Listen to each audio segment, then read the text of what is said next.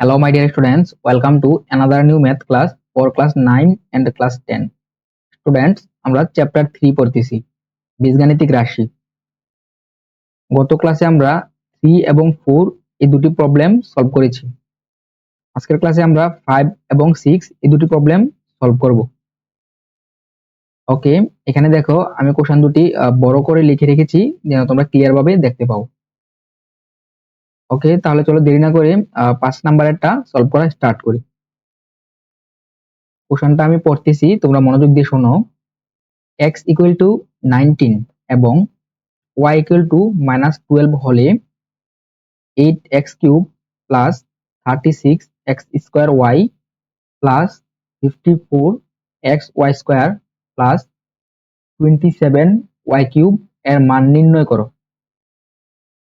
ওকে, তাহলে এটাকে আমরা কিভাবে করব?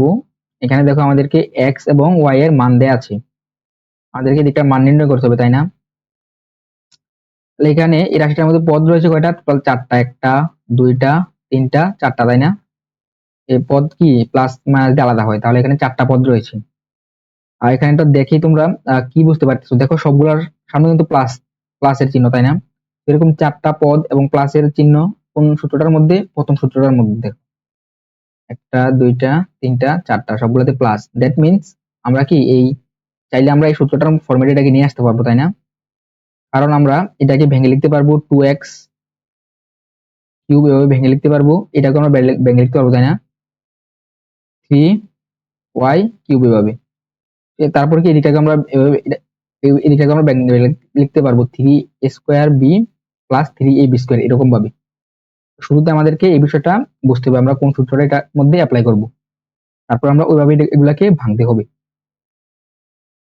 তাহলে চলো ফার্স্টে আমরা সমাধান লিখে দেওয়া আছে দিয়ে এই দুটো লিখেছি, x = 19 এবং y = -12।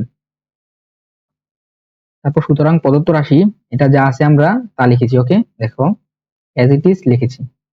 লেখার পর এখন আমরা চাইলে 8x³ এটাকে ভেঙে লিখতে পারি, তবে 2x³ ওকে। আমরা কেন লিখতেছি? আমরা হচ্ছে এই সূত্রের ফরম্যাটে নিয়ে আসবো। ওকে, a³ plus 3a² b plus 3ab² plus b³। তাহলে এখানে আমরা a³ লিখে ফেলেছি। ওকে, তাহলে a আমরা কি পেলাম? a পেয়েছি আমরা 2x, 2x পেলে এখানে 3, দেখো এখন এই দিকটা নিয়ে কাজ করবো আমরা। তাহলে এখানে সূত্র থেকে 3 আসছে, তাই না? 3 লিখেছি আমরা, 3 × a²। তো এই যেহেতু 2x, দ্যাট মিন্স আমরা এখানে 2x² দিয়েছি। তাহলে এখন এই টোটালটা ক্যালকুলেশন করলে কত হয়? তাছাড়া তোমরা নরমালি এমনিতে বুঝতে পেরেছো, এই লাস্ট এটাকে কিন্তু আমরা কি 3y এভাবে লিখবো, তাই না? 3y তারপর কিউব দিব, দ্যাট মিন্স b আমাদের হবে 3y। তো আমরা এখানে 3y সরাসরি দিয়ে দিতে পারো তোমরা চাইলে। তারপর ক্যালকুলেশন করে দেখবে টোটালটা কি আমাদের উপরেটা হয় কিনা, এটা হয়েছে কিনা। দেখো এখানে 3 × 2x² কি হয়? 4x², আর ইন্টু এখানে 3y। তাহলে এখানে এটা কি হয়? এখানে 3 আর 4 এ 12 আর 3 36x²y, তাই না?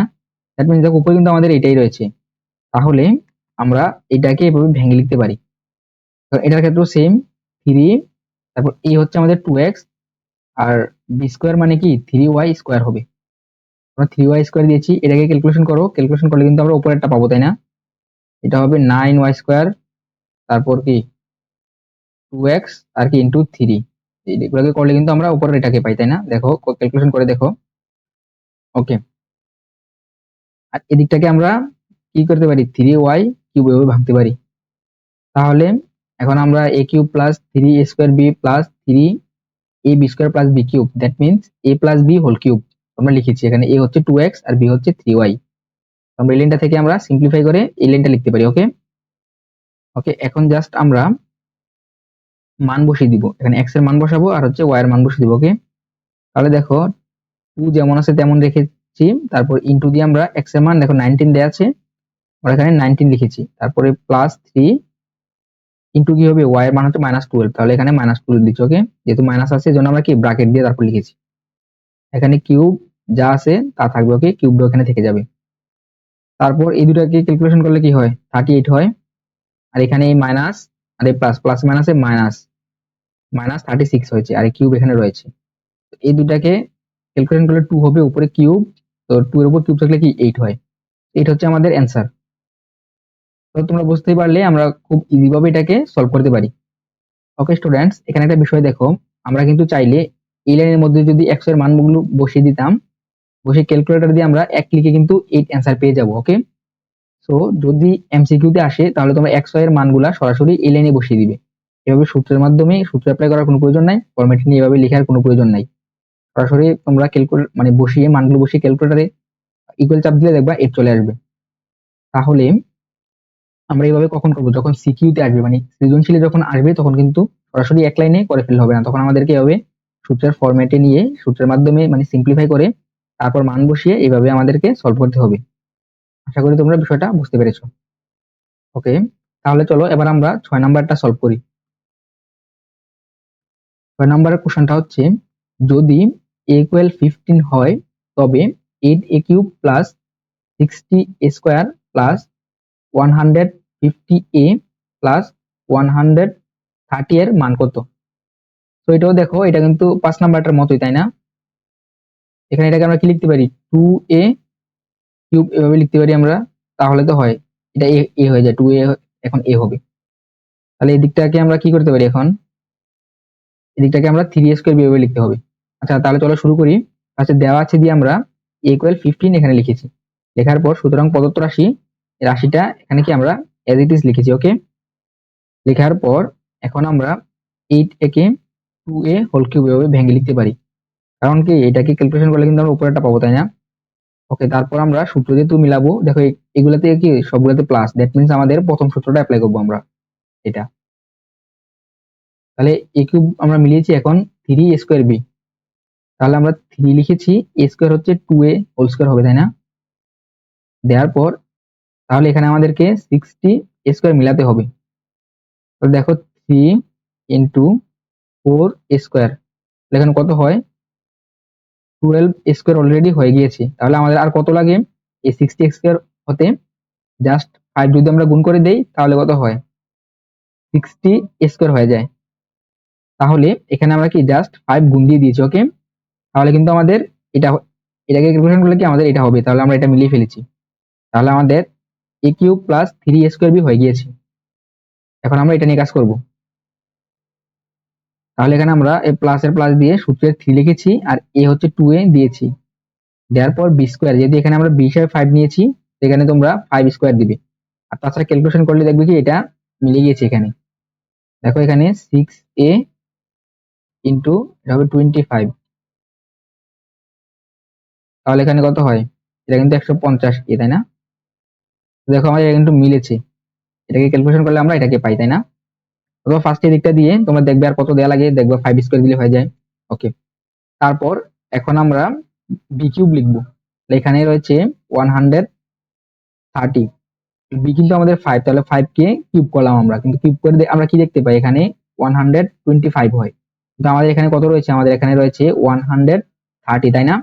তাহলে এখন আমরা কি করতে পারি, যেহেতু এখানে আমরা 5 কম লিখেছি, তাহলে আমরা যদি এখানে +5 দিয়ে দেই তাহলে কিন্তু হয়ে যাবে। ওকে, মানে মেইনলি আমাদের এই যে লাইনটা, এটাকে যদি আমরা ব্যাক ক্যালকুলেশন করি, মানে আবার যদি ক্যালকুলেশন করি, আমাদেরকে উপরের লাইনটাকে পেতে হবে, তাই না? তো আমরা যদি এখানে শেষ করে দেই, মানে জাস্ট এতটুকু এসে শেষ করে দিই, তাহলে কিন্তু হবে না, তাহলে আমাদের 5 কম থাকবে, সেজন্য আমরা +5 দিয়ে দিয়েছি। তাহলে এখন আমরা এটাকে ক্যালকুলেশন করলে, মানে টোটাল লাইনটাকে ক্যালকুলেশন করলে উপরের লাইনটা পাবো, তো এই হিসাবে আমরা লিখেছি। আর এই লাইনটাকে কেন ভেঙে লিখেছি এটা তো তোমরা বুঝতেই পারছো, আমরা সূত্রের ফরম্যাটে নিয়ে গিয়েছি। ওকে, তাহলে এতটুকুর জন্য আমরা কি লিখতে পারবো, 2a + 5 হোল কিউব, এই সূত্র অনুযায়ী, তাই না? a + b হোল কিউব আমরা লিখেছি, আর এখানে +5 হিসাবে এই পাশে রয়েছে। ওকে, তারপর এখন আমরা এর মান বসিয়ে দিব, তাহলে 2 ইন্টু এর মান হচ্ছে 15, যেখানে বসিয়েছি আমরা। তারপর এখানে এই +5 যেমন আছে তেমন রয়েছে, আর এই কিউবের এখানে কিউব, আর এখানে +5 এখানে থাকবে। ওকে, তারপর এদিকটা ক্যালকুলেশন করলে কি হয়, 30 + 5 হবে, এই দুটো 30 আর এখানে +5, আর কিউব যেমন আছে তেমন রয়েছে, এই পাশে +5। ওকে, তারপর এই 35 এর উপর কিউব, এটা ক্যালকুলেটর এই দুটাকে করলে তো ফার্স্টে 35 হবে, তাই না? 35 এর উপর কিউব হবে, এটাকে ক্যালকুলেটর দিয়ে তোমরা সলভ করে ফেলবে, অথবা 35 কে কি নরমালি 3 বার গুণ দিবে, মানে যদিও ক্যালকুলেটর দিয়ে করতে হয়, মানে 35 দিয়ে ক্যালকুলেটরের উপর মানে কিউবের যেভাবে করতে হবে করবে, অথবা 3 বার এটাকে জাস্ট নর্মালি গুণ করবা ক্যালকুলেটর দিয়ে, তাহলে কিন্তু আমরা এটা পাবো, তাই না? তারপর সাথে 5 কে আমরা যোগ করে দিব, এট লাস্ট এই দুটাকে যোগ করলে এটা হবে 42,880। এটা হচ্ছে আমাদের অ্যান্সার। তো স্টুডেন্টস, আই হোপ আজকের ক্লাসটা তোমরা পুরোপুরিভাবে বুঝতে পেরেছো। যদি তোমাদের বুঝতে কোথাও কোনো প্রবলেম হয় তাহলে অবশ্যই আমাকে কমেন্ট করে জানাবে। তাহলে আজকের ক্লাসটি এখানেই শেষ করছি। তোমরা যারা এখনো আমার ফেসবুক পেজে ফলো দাওনি এখনই দিয়ে ফেলো, এবং তোমরা যারা এখনো আমার ইউটিউব চ্যানেলটি সাবস্ক্রাইব করোনি এখনই করে ফেলো, এবং তোমরা চাইলে আমার ফেসবুক গ্রুপে জয়েন হতে পারো। এই পাশে আমার পেইড কোর্সের ডিটেলস দেওয়া আছে, এগুলো তোমরা দেখে নাও। সম্পূর্ণ ভিডিওটি দেখার জন্য অসংখ্য ধন্যবাদ।